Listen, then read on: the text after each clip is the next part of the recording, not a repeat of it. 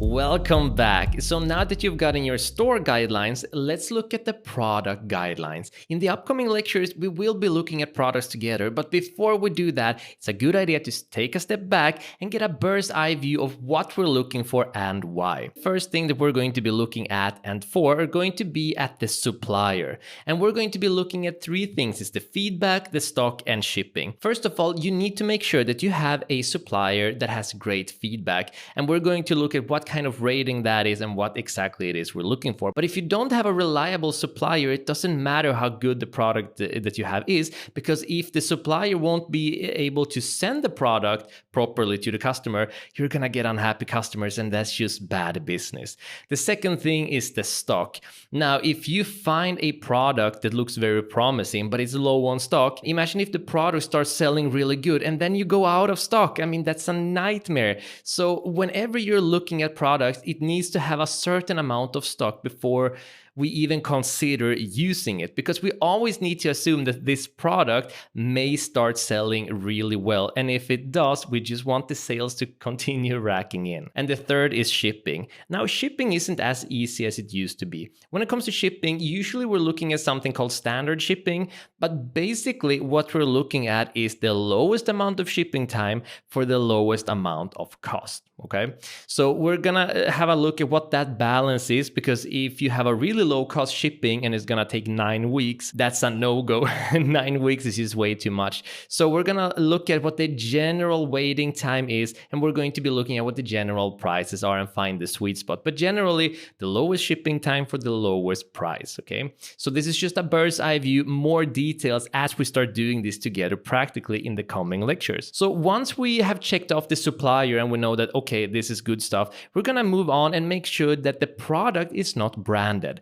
Now, we need to avoid all sorts of brands like Nike products. Imagine Nike shoes, for example. It could be Apple products, it could be Star Wars products, Lego products, because all of those sort of brands are gonna have copyrighted material. And if you infringe on that copyright material, for example, you're selling like a Yoda toy from Star Wars, and then their legal team get a notice of that, then you're selling counterfeit items, and then you're in trouble and your whole business is gonna get shut down. So avoid branded products like the plague. You just want to sell clean products, and we're gonna look at what exactly a clean product is, but avoid the brands. And then next up, we're gonna look at the price of the product itself. Now, the general idea is to buy products for around $5 and sell for about $20. The reason why we're gonna buy at $5 and sell for $20 is because $5, first of all, is very cheap. So if we buy something for $5 and sell it for $20, we have a $15 profit margin. And if we can rack in,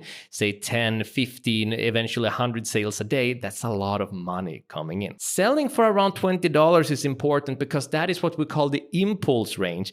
Basically, most people, especially in America, are gonna say, well, it's just $20. So if you can time the right product in front of the right audience, you can showcase something that, hey, this is something they're really interested in, and it's just $20. Well, that's gonna be money on your account and a product that you can ship to them. So that sort of impulse range is really important. But when you're in that impulse range of $20, you need to make sure that the product itself is cheap enough so you have a profit margin, okay? Because remember, you're still gonna have to pay some money for the shipping. You're gonna have to pay some money as well for the ads later on if you're gonna go with the ads route, which we really recommend.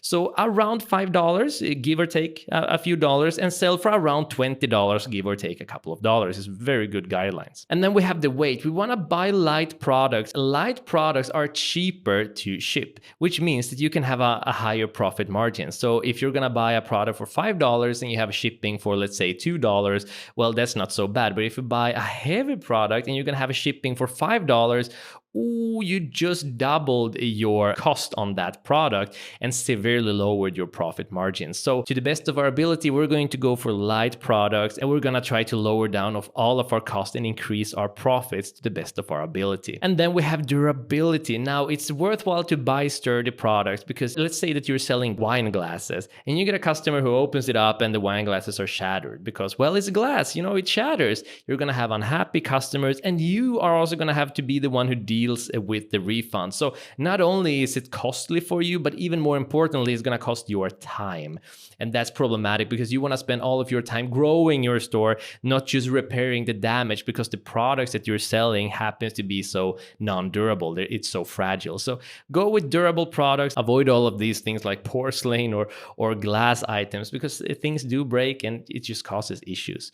And finally, images. Make sure that you only use products that comes with high quality images. Whenever you're showcasing a product, you need to know that it's exactly what the audience is looking for. If they can see the product and almost feel that product, the chances of them actually connecting to it and wanting to buy it is much, much, much higher. So it's very important that you use high quality images, and make sure also that the images aren't branded, just like in the previous points. To summarize everything, first of all, we need to make sure that we have a good supplier. Without a good supplier that has everything in stock, that has a good shipping rate and shipping time, doesn't matter what you're selling, it's not gonna work. We need to avoid brands, because brands are gonna cause copyright issues and that can shut your entire store down quickly. Third, the price is important. We need to have a profit margin, and still we want to sell at an impulse range. And then the weight. We want to buy light products because that's going to give us a higher profit margin, simply because they are cheaper to ship. Fifth, buy sturdy products. Products that break are just costing you not only money, but even more importantly, your time. So buy sturdy products.